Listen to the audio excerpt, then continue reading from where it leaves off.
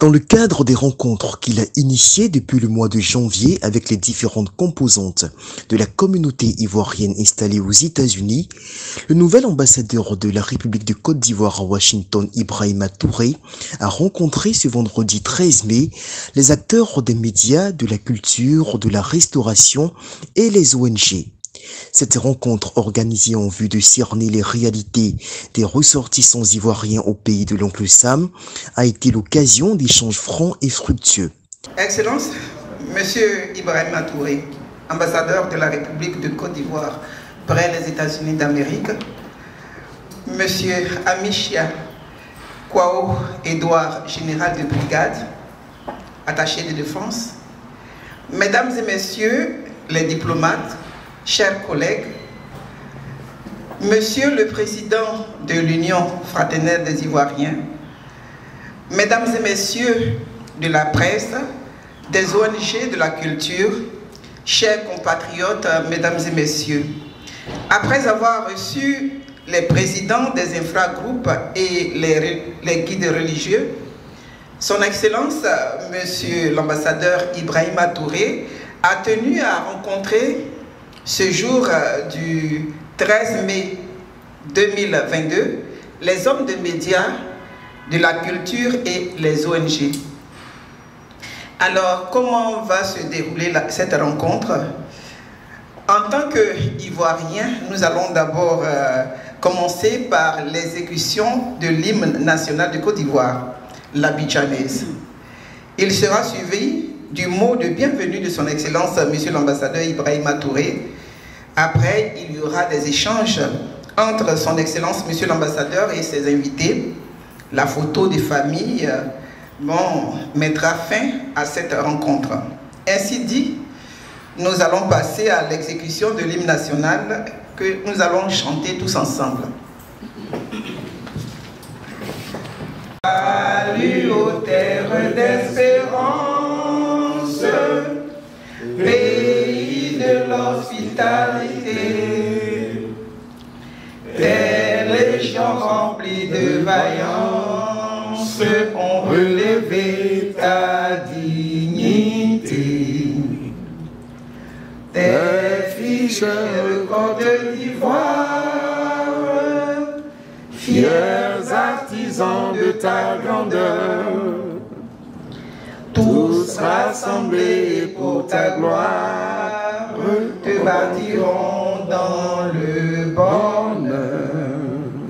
Fiers Ivoiriens, le pays nous appelle, si nous avons dans la paix ramené la liberté, notre devoir sera d'être un modèle de l'espérance promise à l'humanité, en forgeant unis dans la foi nouvelle, la patrie de la vraie fraternité. Monsieur le Premier conseiller, Général Amichia, attaché de défense, Monsieur le Président de l'IFI, M. Basile Ngueta, chers frères, Mesdames et Messieurs les conseillers, Mesdames et Messieurs les promoteurs des radios et télévisions, Mesdames et Messieurs les responsables des ONG et groupes culturels, je voudrais, d'entrée de propos, vous adresser mes chaleureuses félicitations pour ce que vous faites, mais surtout vous remercier d'avoir pris de votre temps pour répondre à l'invitation qu'on vous a adressée.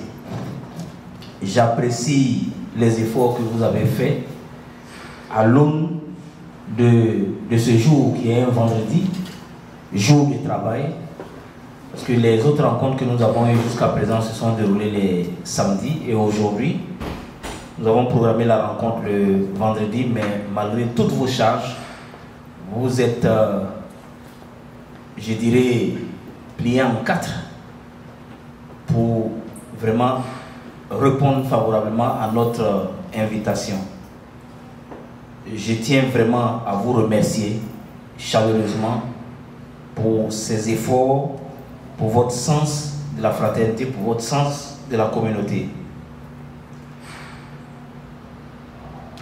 Chers frères et sœurs, la rencontre d'aujourd'hui se situe un peu dans la foulée des réunions de prise de contact que j'ai eues avec les différentes composantes de la communauté ivoirienne.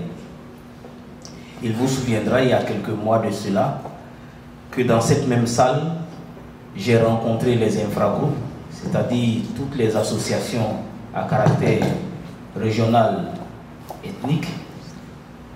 J'ai ensuite reçu les organisations religieuses, les leaders des organisations confessionnelles, avec qui j'ai échangé dans une atmosphère fraternelle et conviviale.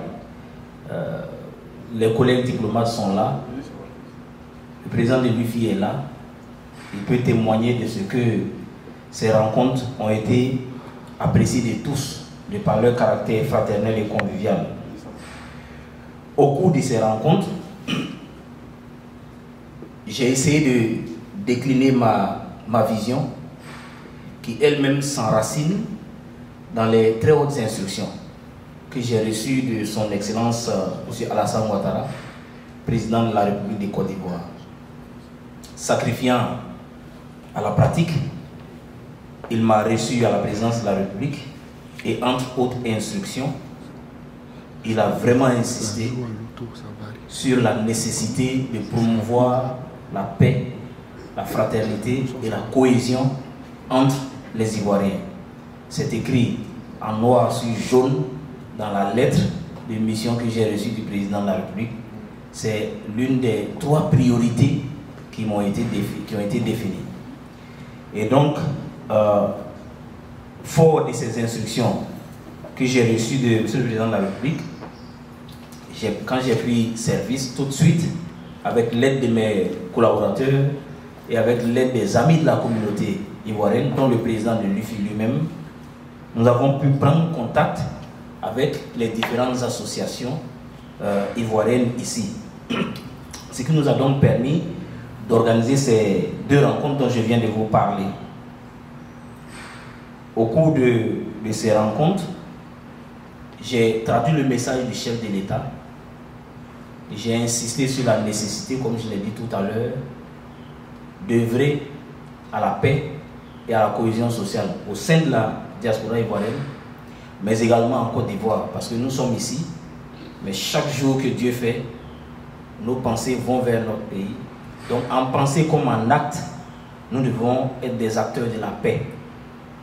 Donc j'ai vraiment insisté sur ces aspects et j'ai dit que chacun devait jouer sa partition.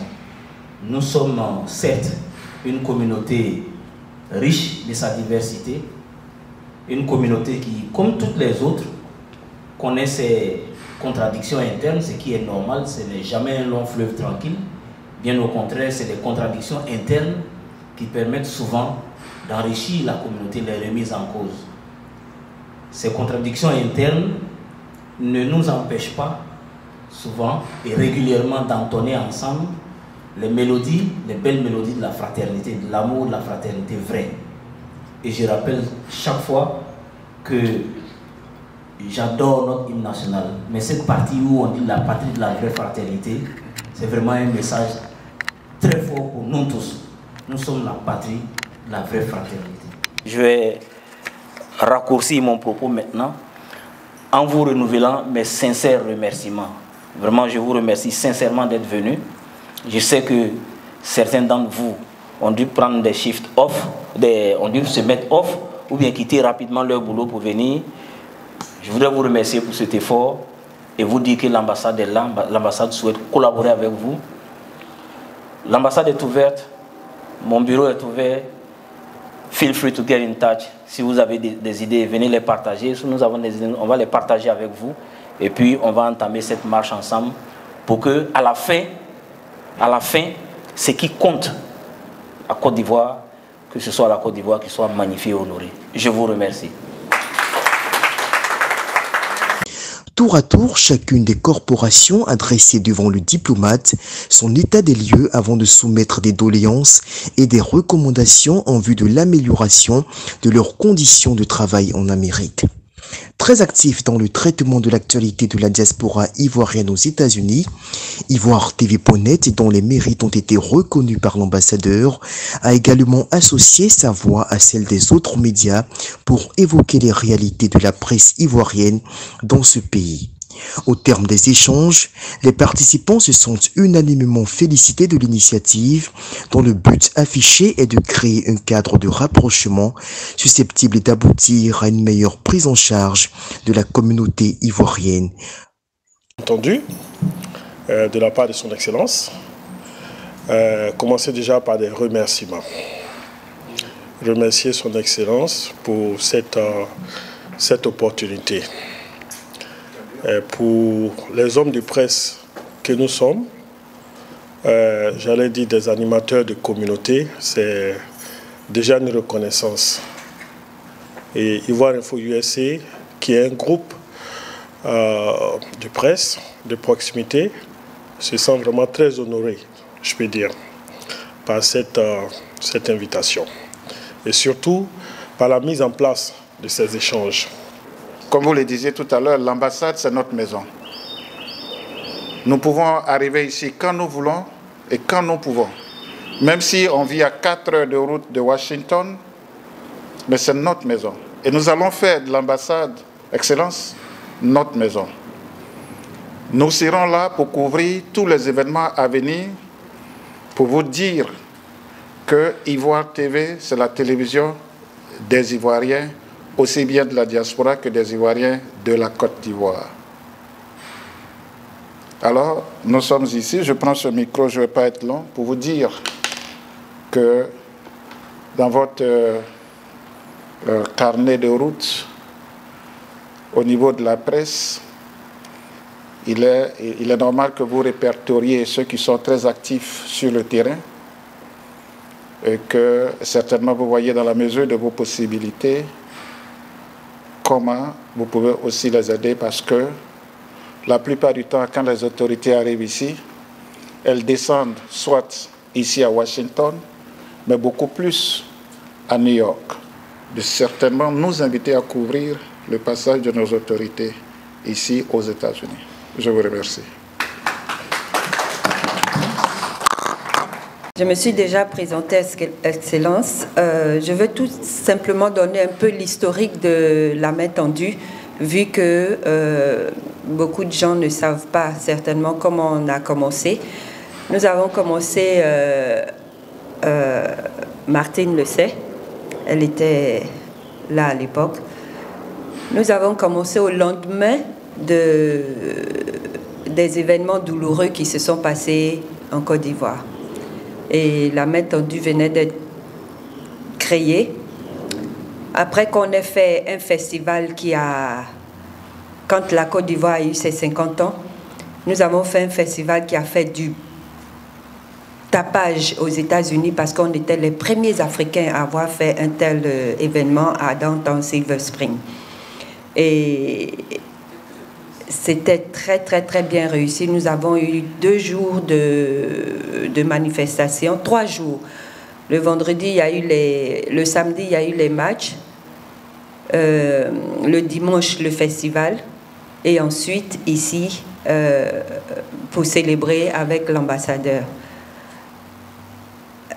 Ce que nous avons fait après ça, quand il y a eu la guerre en Côte d'Ivoire, par le truchement de notre ONG, nous avons envoyé 800 kilos de médicaments pour soigner. Nous sommes rentrés en contact avec des médecins en Côte d'Ivoire, et nous avons fait partie 800 kilos de médicaments sans tapage. C'est arrivé et ça a été offert à la première dame de m'avoir écouté.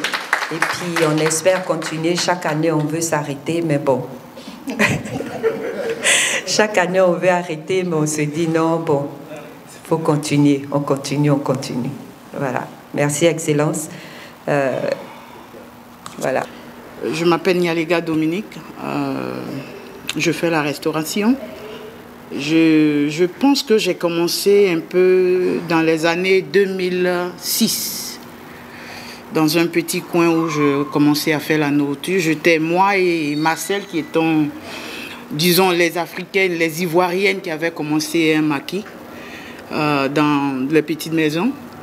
J'ai comme l'impression que je suis un peu en dehors de l'association ivoirienne. J'ai un maquis, je fais la nourriture, mais à chaque fois qu'il y a un truc à l'ambassade à se faire, je ne suis pas impliquée, bien vrai qu'on me connaît, mais c'est toujours... bon, elle prépare, on part chez elle pour manger, mais je ne suis pas impliquée. Mais j'aimerais quand même participer à des occasions qui se passent ici à l'ambassade. Me dit, mes soeurs et moi, nous sommes beaucoup. Il y a Salisha qui est là, j'ai une licence. Il y a Chantal qui est là. Au moins, réunis, nous, étant africaines, restauratrices, pour que quand les Ivoiriens viennent, on dit, il y a un coin qui est propre, qui est décent, qui a quand même le nom ivoirien où tu peux trouver la nourriture, que d'être un peu dans les petits coins où quand les gens viennent, on est à l'ambassade de la Côte d'Ivoire, où se trouve la nourriture ivoirienne. On appelle Paul appelle Pierre pour qu'on ait. Donc mon souhait, c'est que mes sœurs et moi, nous puissions nous réunir et faire quelque chose vraiment bien pour que quand les autorités, les ambassadeurs, le président même arrive, pour qu'on puisse avoir un restaurant qu'on peut pointer comme on pointe les restaurants éthiopiennes ou bien nigériennes ici. Lui à au Bénin national de Côte d'Ivoire.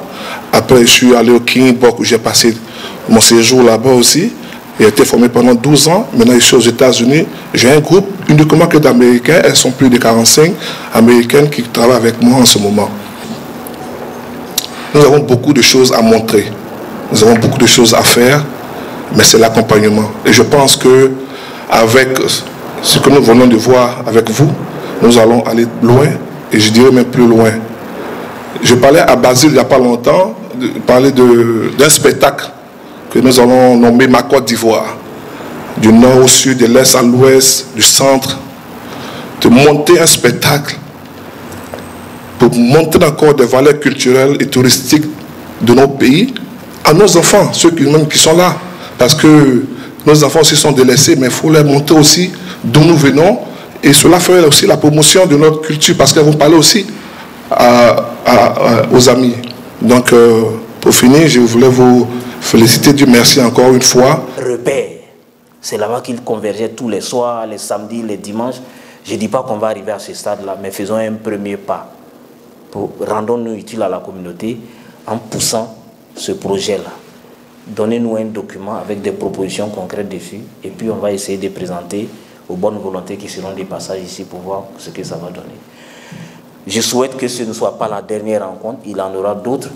Vraiment, merci pour votre présence, merci pour tout ce que vous faites pour la communauté, pour la paix, pour la stabilité, pour la fraternité entre les Ivoiriens. L'ambassade est avec vous, l'ambassade est votre partenaire. Feel free anytime to get in touch with us, nous rendre visite. On est là pour vous, on est là pour travailler ensemble pour notre bien commun, la Côte d'Ivoire. Je vous remercie. Au terme des échanges, les participants se sont unanimement félicités de l'initiative dont le but affiché est de créer un cadre de rapprochement susceptible d'aboutir à une meilleure prise en charge de la diaspora ivoirienne.